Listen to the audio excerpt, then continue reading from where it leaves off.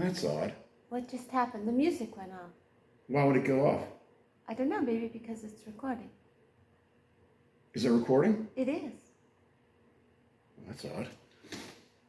So when you cut the sound, it started to... Well, we're learning. I don't know what the hell is going on here. Is it going right now?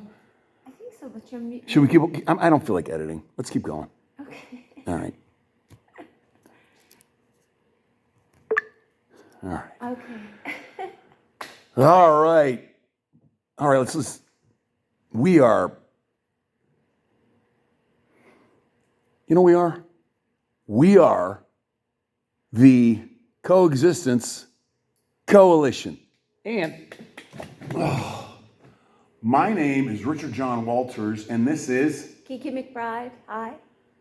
Yes, yes, yes.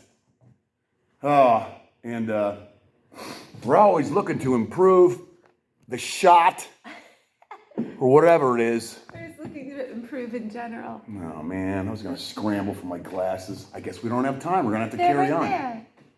Praise the Lord. All right. So, we are the Don't Look Down podcast. And, right. We're the Don't Look Down podcast. This is our number 10. Whoa. Is it 10 or 11? I think it's 10 because, 11 was... well, Yes. right. I don't know.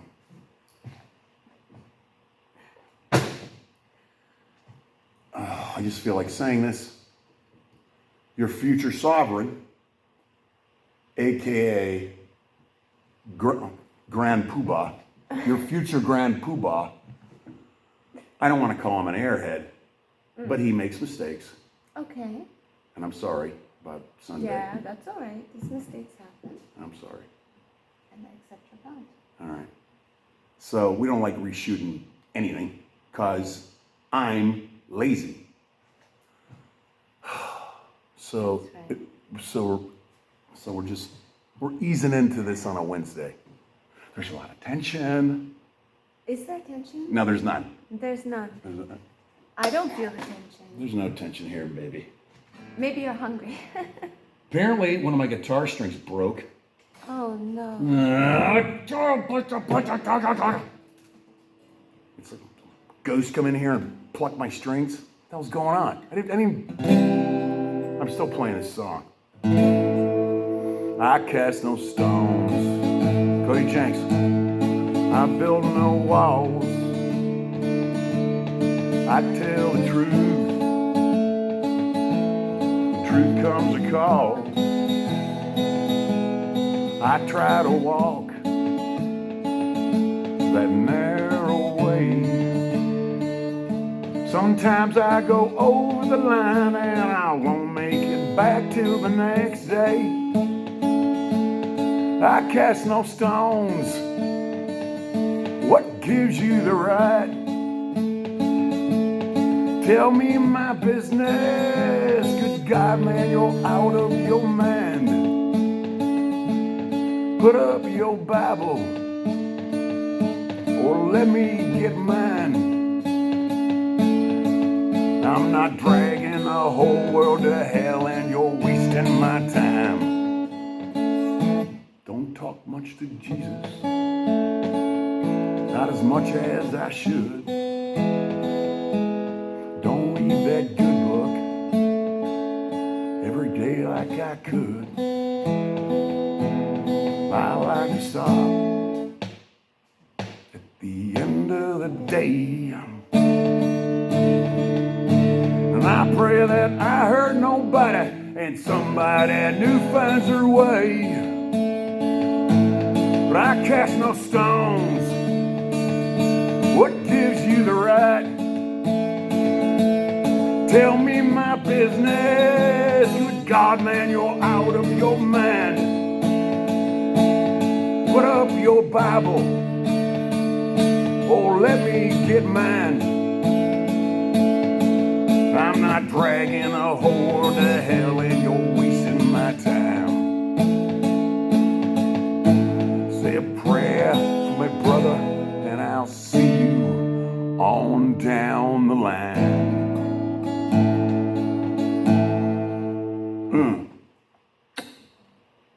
That felt rather zesty. I was really feeling that.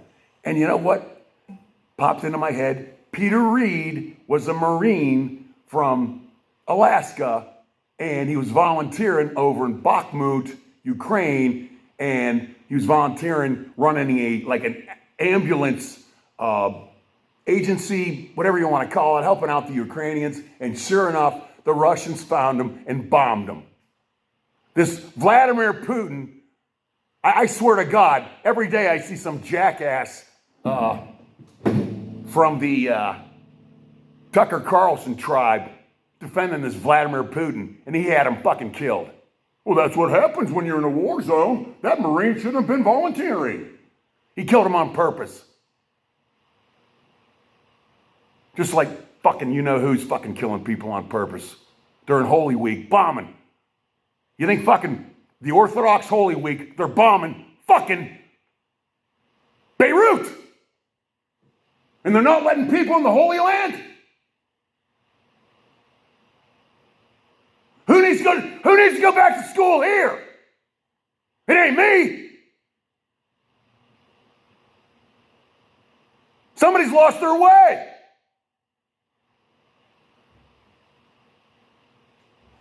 All right, I'm sorry. What are you sorry about? Do you feel strongly about those things? Yeah, this is like I feel like we're gonna evolve. We are gonna evolve. The old preacher thing. You know what I mean? All right, so just a little bit of a rant here. We're coming back. I think anybody who knows us knows that I'm bipolar, and I've had a little bit of problems in the past. Sure have. But it's okay. Calm. Rich is calm. It's also your character to not be calm. It's not only you who you are, and then underneath that it's the aggravants of who we are. I am what I am. Oh. I'm a meathead. Oh, darling. Maybe you just overthink a little bit. You mean obsess? And then have a delusion? No, you're not having a delusion. Not me. This is not a delusion.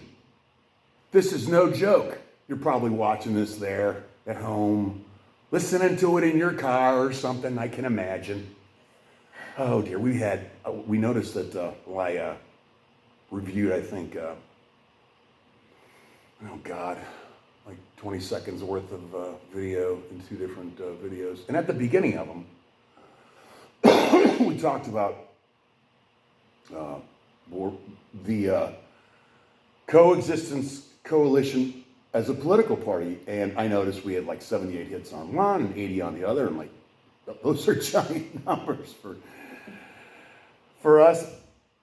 Oh, we're starting. What in the world? Well, right, exactly. For us, we're boomers, aren't we, honey? We're like late. I'm born in 61. I'm 69. I don't know what is that?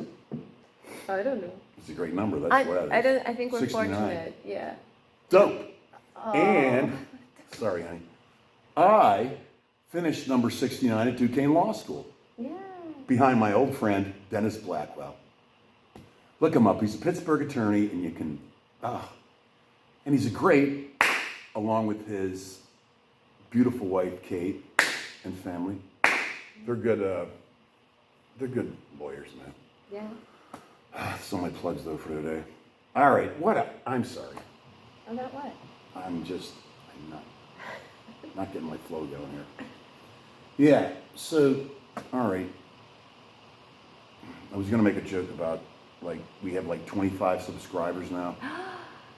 Wow, thrilling. 975 more, and we can start making money, apparently, and monetize this little project. Oh, nice. And I'm sure we'll be swimming in cash. I don't think cash is the point. Right, it's not the point. Why am I worrying about that? Yeah, cash will come if it's supposed to come. I think the point is that we want people to hear our point of view and our take on things. And we want to influence people. Right, and to hear another voice. Right. And get on board and maybe see things from a different point of view, actually. For God's sake, stop on by and talk to us. Wow. I'm kidding. If you act like this, darling, I promise I won't have an issue with it. how do you think they'll be welcomed? I promise I won't start screaming at you. Bah! You think- I don't You know. come in here, listen to some music, and have some good time. I don't know. That's how I would yell at you if I yelled anything. Come on there and drink. I don't know. In real life, I don't. Play some music. You don't yell at me. You know. I would never yell at you. No, that's good. I haven't witnessed a lot of yelling at people, actually. Right, I've never really, you know. I think it's a persona. Yes. Yeah. I have to watch it. Anyways, since that joke was so funny. The coexistence coalition, it's possible, like hitting the lottery, theoretically, it's possible to put something like this together and for it to move forward and yes, actually get in the White House. One way to do it is you get behind a candidate or you can register as a political party. I'm sorry, I should know more about this. You can start a political party and then they nominate someone as their candidate. Like this is how Patrick Kennedy, there were states with different parties that were nominating him to get on the ballot. Anyways, we potentially could get something going in different states if we ever got this chitty chitty bang bang off the ground. It's off the ground. We're at the 10th episode. That's off the ground. Do you remember Chitty Chitty Bang Bang? Vaguely. All right. For the boomers out there, Chitty Chitty Bang Bang. It was like this old, like 30s like car, and then it grew some wings. And like backfire. And the kids would be riding in it, and they'd say, Chitty Chitty Bang Bang. You know, they gotta be British, right? Chitty Chitty Bang Bang. Right? They're so creative. Oh, those Brits. Anyways, we're like, it's gonna fly. This Zeppelin is gonna get off the ground. Or it will inspire others to get off the ground. Yeah. Yeah. We want to see positive change. Right, Danny? Yeah. And if the way I feel about it, like if you sit there and watch the news all the time, it's just like, it's depressing. You can't do anything. But at least this, you can come over here and you can look at me and you can say, God, that guy's annoying. And you can ignore me and walk around the room and talk to a lot of interesting people. Or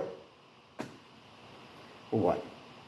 Or we can talk about politics, or, contact me later and come to my rescue. Like I'm begging people to come, right? Right. All right, 5005 Penn Avenue, Pittsburgh, PA, 15224, and every first Friday of the month, we have a Breaking Bread with Trumpers, a night about men, by men, and for men. There are Right. women there too, darling. Right, there's women there too. It's Smart about ones. mankind, maybe more than just men. It's all right. We got some testosterone going, a lot of creativity, and what was I going to say? Yeah, I'm begging you to come. Like, First Fridays are fun. There's stuff going on the street. we don't have to talk about there are politics at food all. trucks. Yeah, and that's the other thing. First Friday in Garfield, It's fun. it's really fun. Like, even if you come over, you might say, man, you leave with your friend or whatever from you. Those people are weird, they're creeps or whatever. You've got a whole other street of entertainment, like up and down the street, man. Yeah. A lot of things going on. It's music, food, stores Plenty are of open. things for you to get away from me. Well, Yeah, plenty go of ahead, things to say- get go ahead, away say. from the news. Right. Even from the news, right? Right? Yeah, leave your troubles behind and come over on Right. Unblurred. They call it the Art Crawl on Penn Avenue. You know why? Because if it ain't on Penn Avenue, it ain't happening. I saw it on a T-shirt. And they're right. No, it's an interesting place. There are a lot of good minds here. Yeah. There are a lot of young people. There are people doing their art, wanting to express themselves. It's good. There's lots of open dialogue. Oh man, this was Nice like thing. Garfield used to be an Irish neighborhood that became a black neighborhood that I maintain has not lost its what am I trying to say? Urban charm. Yeah, what is what God, It's grit. they're not colonizers here. Well, I don't know. You might think I'm one, but I bought my place for like $5,000 and paid it off in 5 years at $1,000 a month. Thank you, honey. God, man. Gentrification. I'm demented. Your future sovereign is a little slow with the Yeah, words. but that seems to be a that seems to be a pattern that's happening in America. And in my brain. Right. Now, the gentrification thing, like, it's not, the cool thing about Garfield is it has not been gentrified, you know, too much. There's like a couple of little weird chains. I don't know, man. It's still like, I don't know. It's cool. They got a cat place, and then they got, like, you can go adopt cats, and then they got Los Abrazos as a place you can dance. Yes. You can eat. There's tea Yeah. across the street. Yeah, Some they got really the nice tea. tea. And then there's a couple cool bars up the street. And there's art. And then when on Blurred, you got everything. Yeah, So it's fun. there's everybody, and then there's like people. Anyway, we really sold that one. Desperate. Anyways, one more thing. If you show up and you say, "Hey, Rich, it's nice to meet you. I saw you on your Don't Look Down podcast." Ready for this? Uh-oh. Me and Kiki will give you a car. No, Right. we won't. Yes, we will. You'll give them a little car? A big car, Donnie? I'm kidding. Right. Do you know, I had a friend named Dave Rudy. I used to live with them, room with them down in Charleston, West Virginia. And we used to try to play the Charleston Kangaroos, we call ourselves, or whatnot. And he told me the story of he went to Wittenberg in Ohio, and him and his buddy, they got their college radio gig, and they gave away a car on air. Wow. And of course, those little students they lost their jobs as college disc jocks. Oh. That's funny. I Oh, think yeah. it's Maybe hilarious. they That passed the story. line. Yeah, that's right. Oh my God, that's so funny. I had to play that joke on all of you. share, had to I had to share that. So funny. Anyways, all right. So getting to the meat of the matter. Well, Rich, what are we gonna do? What will our political party look like? Well, our ethos is gonna be coexistence. All right. All right. Well, what do you guys want? We want to survive. We want to coexist. How about that? You want to thrive, actually. From everything from, all right, the rule of law is what I want as I think it's a party plank. Is that what you call it? Number one, rule of law. A return to the rule of law from Main Street to Wall Street, to the border, to the borders. I promise. I really am an immigration attorney. I'm like, and, you know, people might want to know that back in 2001, was that it? When I went to LA, I volunteered for the Los Angeles County Bar Association. I think they call it the Immigration Project, and blah, blah, blah. I worked a lot on doing adjustment of status for people that would come into the office. I would volunteer. And, you know, there's problems on the border when, you might not know that, you probably know this. You know this because you're brilliant and bubbly and beautiful. Like when you show up in an emergency room and you're sick, they have to treat you, period. Okay, at some point, they have to treat you. And what happens is, you're in a place like Los Angeles or a city that's close to the border, your facilities become overwhelmed. So there's issues, there's real policy grind issues you have to work with. And,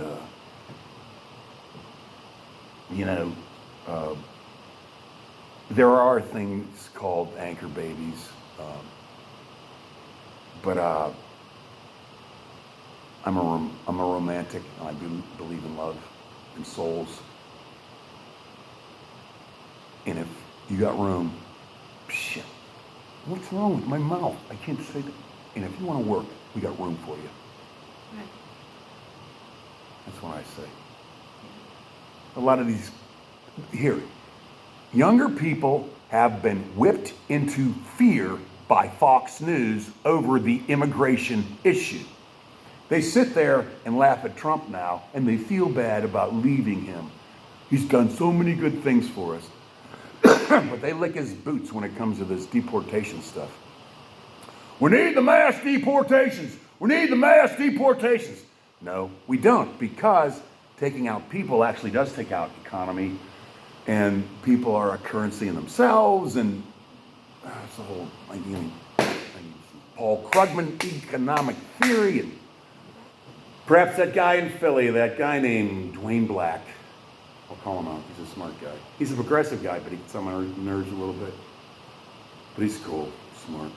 Anyways, I think they could support my argument somehow that mass deportations, in fact, make your economy fucking worse because you're devoting energy to that. And that energy, time counts, hours, whatnot, labor. And, people in themselves have currency, can make money, are potential. Spending money. Right, and have an inherent wealth carried among them somehow. They're not living on air. So it's disruptive, all right? And it is in fact immoral and amoral, because notice in the opportunity to be heard are the human rights of every person on this planet. And when you throw people out of this country, or you throw them into jail without a hearing, you're violating human rights. Okay, so that's my immigration thing. But you cannot have free and open borders. I am not an open border person. And I guess I just made my views clear there. I think we can move on. Right, okay, then that was the rule of law thing. All right, the next thing is the safety social net. The safety social net. What am I referring to? Medicare, Medicaid, disability, Social Security. I don't believe in a universal wage. I believe in a universal minimum wage, like jacking that up to like $15 at least starting out. Yeah. Well, And then minimum wage now will buy you toothpaste in some stores. the federal minimum wage is $7.25. I would come in and I'd raise that to 15 in 4 years, and it should be higher. Where was I going with this thought? Anyways, that's the social safety net. That needs to be improved.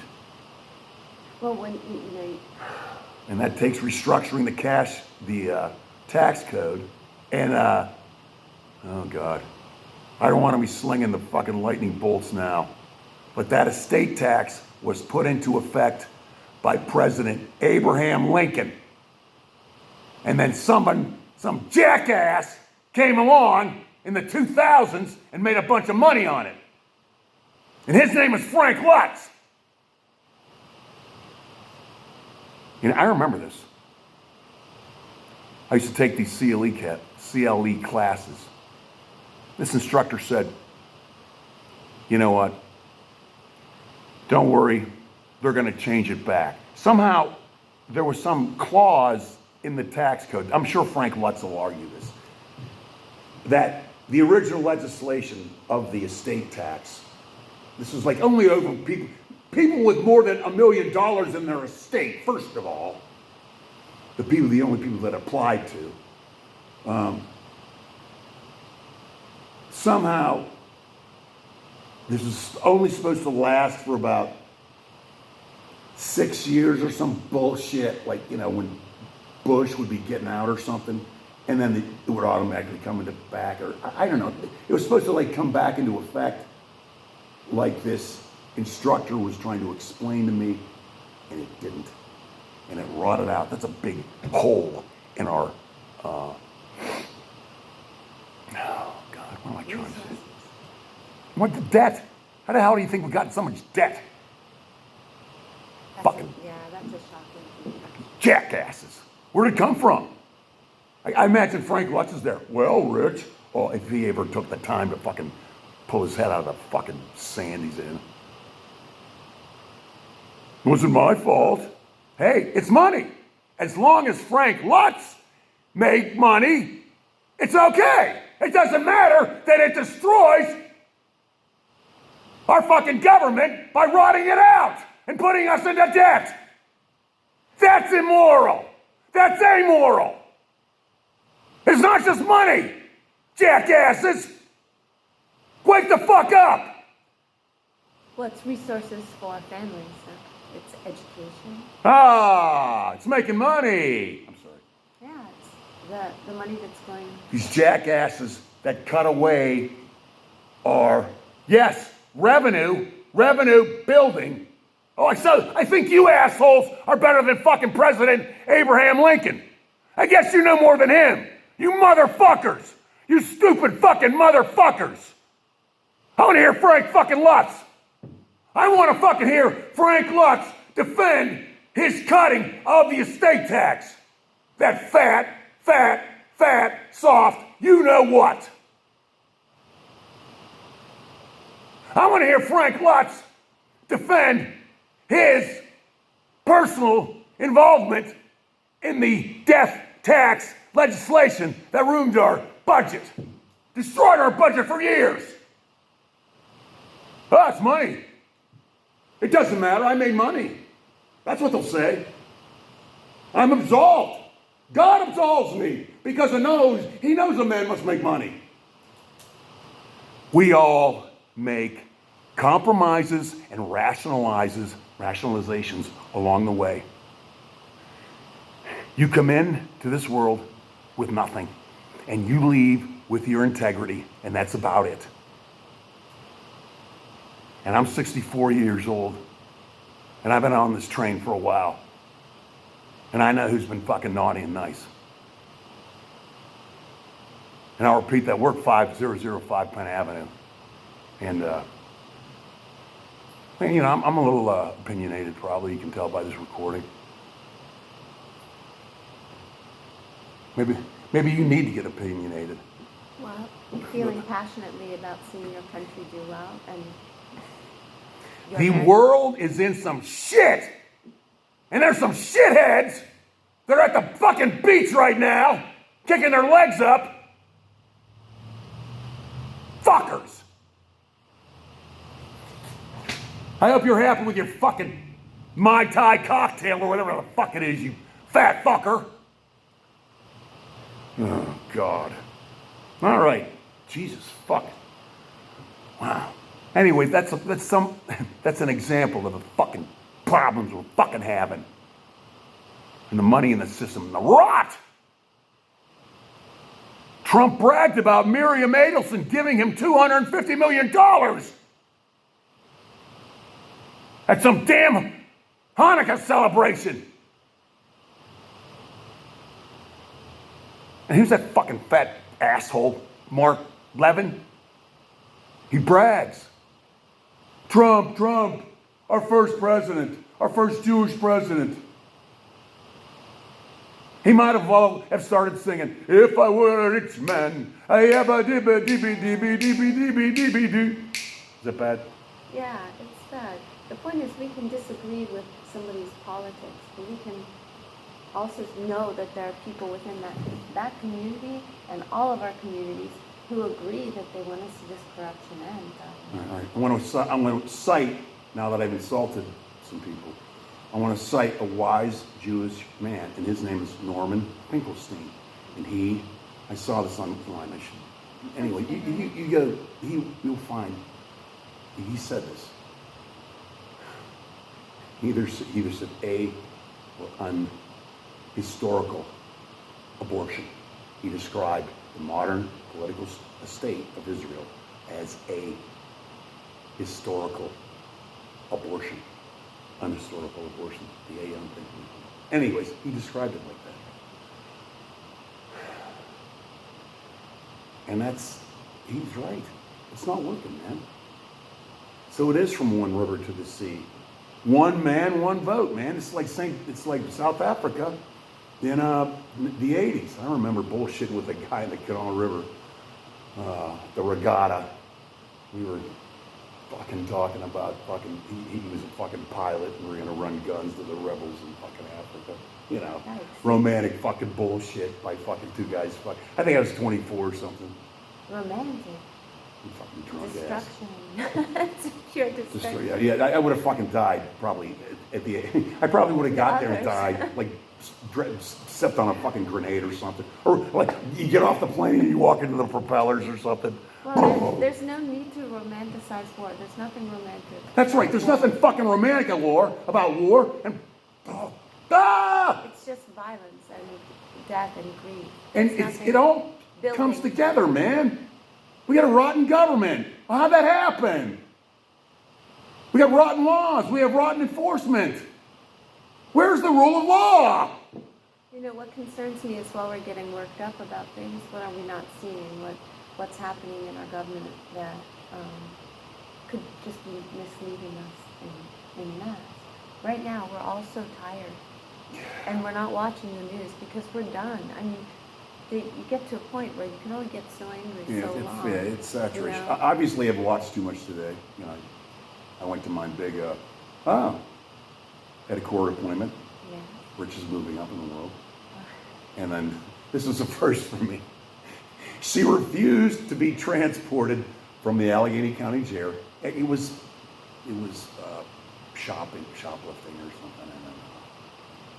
Oh God, probably utensils or something. Poor kid's been 30-something, and when she got arrested, she had 5 other warrants. Well, today she didn't want to be transported to the Allegheny County jail for a preliminary hearing. She probably knew I was coming. That's a joke. Yeah. But I've never seen that, man. Like a prisoner can refuse to be transported to their preliminary hearing. I guess you would find that interesting if you were a criminal defense attorney in Allegheny County. Fascinating. But she was given the opportunity, though, Right. to go before court, which is also the point, right? Yeah, I The want to rules apply. Yeah. How long should we go? Just like keep on going? I don't know. I think whatever you want. I like to have a lot more. I could. It's a Wednesday evening. It's beautiful. Spring is coming. Right. Oh, pal, it's in front of me here. Okay. Coexistence, coalition.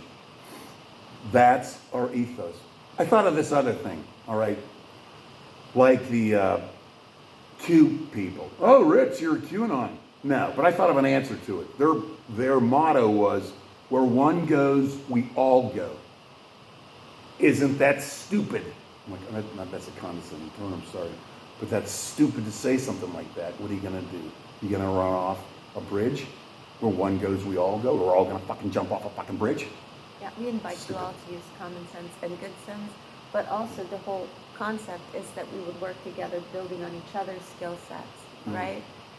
So To move forward, everybody has a skill that they can present that can help us get from point A to point B. right. This is sort of getting off into the rough. But if you read, hey, look, Trumpers, I don't want to make you upset. but there is a book called The Cult of Trump by Steve Hansen, and he talks about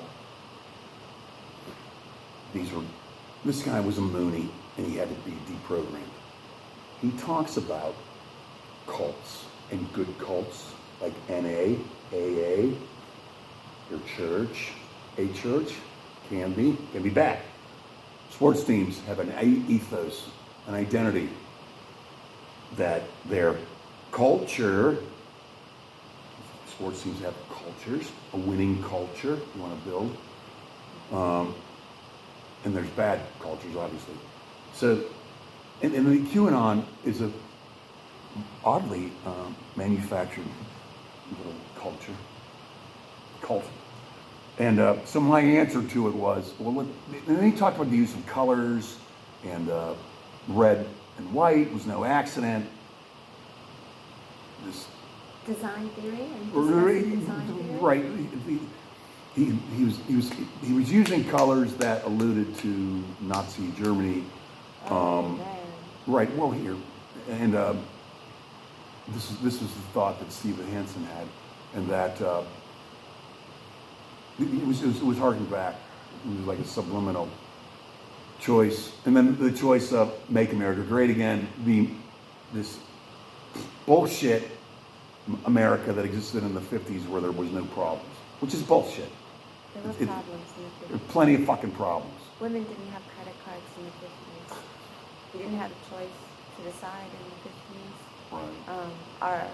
Our careers were limited to the few acceptable careers that women could do. You know, it wasn't perfect. It was a horrible time for fucking black people, African Americans. Anyways, where I was going with this was, you know, at first I had like this purple, ooh, the red and the blue come together, and make America groove again, which is like a snappy retort. Oh, I'm so sarcastic and cool. Fuck that. We got to have something meatier, man. And so, I like, if you notice how China uses Chinese, if you look in general, you might see something Chinese that has the colors of red, white, and black in some configuration. You might see like birds. Well, that's also the most bang for your buck too, as a point of design, right? Right. Because you're just using two color tones. 3 color. You know, graphic. What the hell is this? We're running out of time. No, we can discuss art another time, maybe. I don't think we're running out of time. Should we give another one? Yeah, maybe I can leave your phones to me now. We can. We need another one. We'll upload it. Okay. Well, All point right. is, design is ingrained in our body, in our bodies, in our brains, in our DNA. All of these symbols are ingrained in our brains because we've seen them our whole lives, right? Right. And the emotion that's tied to those for every person is different. I want their colors. I want red, white, and I want to add black to it. Woo! Yeah. Check it. You want a new logo? That's what the whole, the Welsh, my grandmother on my father's side, her name was Griffiths, and that means hard ruler. So that's something we can use. At least I have at least I'm Welsh, right? So in that vein, we use the red dragon, okay? Arthurian legend. Welsh legend. Yeah.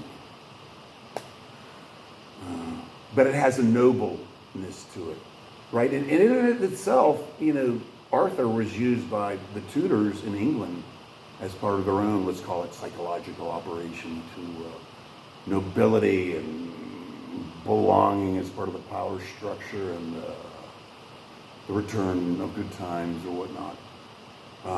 Anyways, that's the ethos for this gang is protecting women, the weak, and the poor. Okay, in so many words.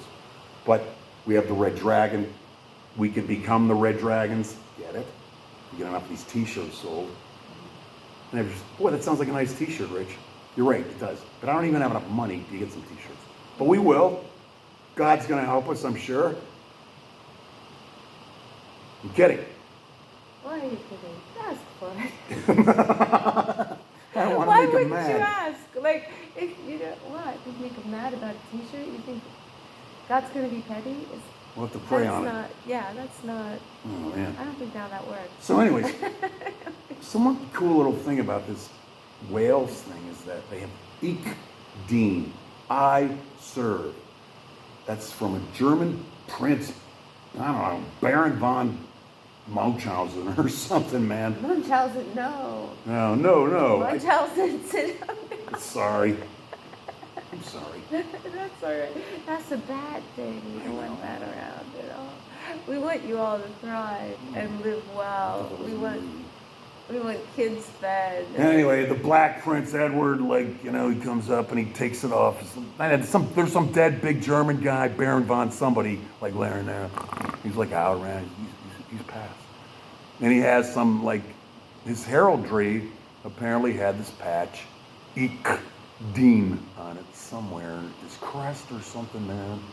And he takes it and he puts it on, or under the Welsh. Right. They're over in Europe when this battle happens. I don't even know when it was. But anyways, it's Ich dien. Then I added, as per my friend Kenny DeLuca, a great rugby player and coach now, Doucet. And Stephen Diebels, I know him from Facebook. He does some nice graphic work. Check him out. Give them a plug. Anyways, so yeah, it's nice. Let me describe it to you instead of showing it to you in a graphic. Why didn't you come and see it? I'm a loser. We're inviting you to I'm come. a loser. We're coming. I'm a loser, and I'm not the man I used to be. Ba, ba, ba, ba, ba, ba, ba, ba. Rich is a little manic today. He's had a lot of coffee. He has taken his medication. Let's not worry. Wow. All right. Oh, man, I got to get through this. So anyways, all right. So because of January 6th, I'm like, my space is like, fuck this. They're going to be fucking bringing fucking, you know, they might halt elections. They might fucking do some fucking, I don't know, pull some bullshit. So I would present a political party or a plank that, no, I forgot my railroad. I want to connect all the county seats in every state together by railroad, the light rail. And then guns, all right? Yes, guns, veterans, policemen. Yeah, and take care of people who take care of you who are in service. Men who know how to handle themselves. Anyways, integrity. And I'm not abandoning safety. You know, I think like at one level there's intervention with adolescents early. Stay the age of 12, I think. You get it. Wherever the violence is, and you start getting into those kids' heads. I don't know. You know, we'll have to do some more research about how that affects children in the early years. Maybe some of you have data on those things. We can invite you to send that in. All right, that's good. Like Mari. Okay. Confession. I saw this idea. This Dutch guy, Money Macro. I don't know. You probably know him. This guy's like I think he has red hair and a cap. This was his idea, actually, or he pointed this out, but they already have programs right now for high school use in the inner city. Oh, I see. Yeah, so it's an interventionist, but it talks about gun violence, and they do role playing, and I think that stuff's really effective. I would hope it were to be. I mean, this is very worrisome situation because there's lack of consequence, and you know, the whole Lord of the Flies thing, the whole trained soldiers when they're 12 years old, is because there's lack of conscience, right? Right. So that they need to be educated about the consequences of those Right. tools, those weapons. And Yeah. we need to reach people where they're at with that and break it down. And then this guy, he pointed out that